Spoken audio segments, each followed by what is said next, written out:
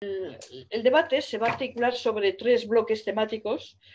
Uno primero que tiene que ver con la pandemia y con lo que nos ha dejado, nos ha quitado, es decir, con este momento que estamos viviendo. El segundo está vinculado a los dos procesos electorales de tanto en la Comunidad de Madrid como en Cataluña, recientes, y lo que han significado, no solo para esas comunidades, sino para toda la nación, para la política nacional.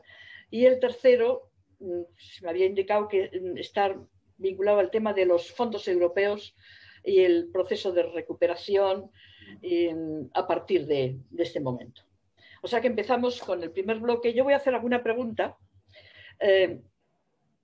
La primera la dirigiré a quien... Bueno, empezaremos por Jan. Se la dirijo a Jan, pero ya es también una pregunta para Esteban.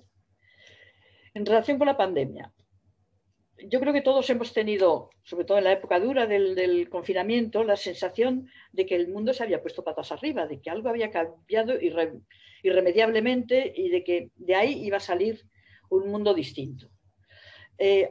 Ahora yo no sé si ya estamos tan imbuidos de esa idea y creo que nos preguntamos, ¿es que todo, ha seguido todo igual? ¿No ha cambiado nada? ¿No nos ha cambiado a nosotros?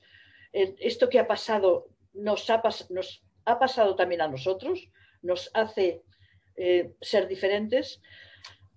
Joan, ¿qué dirías tú que la pandemia ha significado en esta perspectiva de cambio de escenario, cambio del mundo, cambio de nuestro modo de afrontar la vida y la política?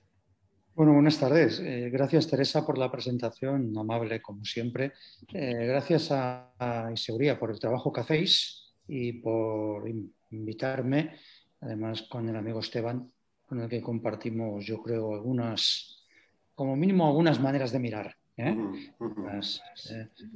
tenido la oportunidad de presentarle algunos de sus libros en Cataluña y hemos tenido oportunidad de constatar ideas. Vamos a ver. Me gusta el enfoque que haces, Teresa, por una cuestión. Si os fijáis, unas características de nuestra sociedad, ¿no?, de la turbopolítica, del turboespectáculo mediático, es que cuesta mucho separar el grano de la paja, cuesta mucho salir de la anécdota, ¿no? En estos momentos yo tengo la impresión de que empantanados con el conflicto catalán y ensimismados en nuestras cosas, se nos está pasando por delante desde el punto de vista de la reflexión. Lo más importante, y es que en el mundo en estos momentos se está produciendo, de antes de la pandemia, ya había empezado mucho antes, se está produciendo como un nuevo reparto de cartas a nivel mundial y no está nada claro que a Europa y a España nos toquen buenas cartas. Esto no es una cosa del destino, también es una cosa de cómo se trabaja, ¿no? España ha tenido, se ha trabado mala suerte o hemos hecho muchas apuestas históricas para tener mala suerte, pero a veces también lo hemos tenido, porque si os fijáis, los grandes momentos en que la sociedad iba cambiando, a nosotros nos pillan a contrapié. Cuando se pone en marcha el pacto social fordista de después de la Segunda Guerra Mundial, a nosotros nos pilla con la dictadura franquista, ¿no? Y cuando conseguimos empezar la transición a la democracia, resulta que ya en todo el mundo había empezado el momento de desmontaje de ese pacto social con la política, y después más adelante con la política de Thatcher y de Reagan, ¿no? Entonces, bueno, a mí me interesa, y a Esteban también lo hemos comentado muchas veces, ese intento de mirar hacia afuera, ¿no?, y de levantar la mirada y salir de lo cotidiano. ¿Qué es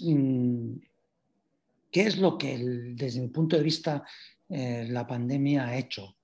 Yo creo que la pandemia nos envía bastantes lecciones, bastantes. Luego, si queréis, lo vamos comentando. Pero que la pandemia nos envíe lecciones no significa que nosotros las hayamos convertido en enseñanzas. Es decir, no las estamos aprendiendo.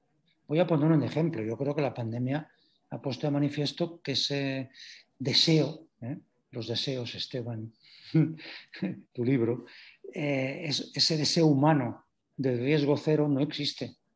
Pero en cambio, toda la mitificación de la tecnología, de la ilustración, ha hecho creer al ser humano, especialmente a partir de la teoría transhumanista de Silicon Valley, ¿no? Y de la inteligencia artificial, que éramos capaces de controlarlo todo, ¿no?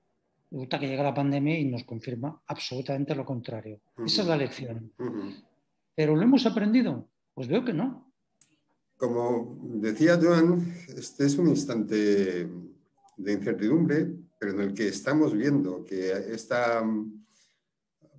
estos movimientos están empezando a fructificar en algunas tendencias claras, ¿no? Hasta ahora, la idea general, y hemos visto mucho de esto, es que había una serie de tendencias previas, ha llegado la pandemia ha supuesto un paréntesis, y a la hora de la salida de la pandemia, o inicio de salida, todo lo que ha ocurrido ha sido el regreso a las ideas que ya estaban en marcha en aquel entonces, ¿no?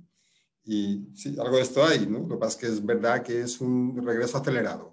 Hay muchas cosas que han incrementado su velocidad, y cuando esto ocurre, a veces se convierte en otras cosas, ¿no? Y creo que hay dos fenómenos realmente relevantes a la hora de comprender esta recomposición de fuerzas, este nuevo reparto de cartas del que Joan hablaba, ¿no?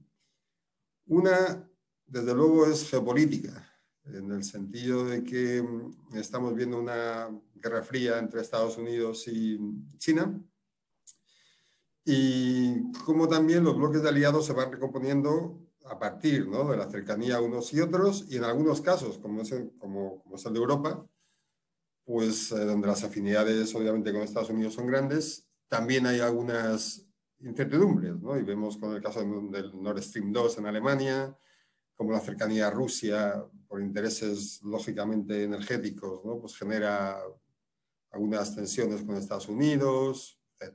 Pero es un movimiento geopolítico, es decir, un regreso a una lucha por el poder y los recursos internacionales y por la influencia a partir del desarrollo y la expansión del poder de estados concretos, es una tendencia general, porque está en Estados Unidos, está en China, está en Irán, está en Turquía, está en Rusia, está en India, está en Israel, está en el Reino Unido, en fin. Y donde esta especie de posicionamiento internacional es un poco más débil, ¿no?, y esta comprensión del momento geopolítico es un poco más débil, es en Europa, porque la UE tiene los problemas de articulación que tiene, ¿no? Y por lo tanto el bloque franco-alemán todavía no ha logrado consolidar una mirada común, ¿no?, que permita empujar a Europa en una dirección, ¿no? Y bueno, pues eso es probable que algún riesgo genere.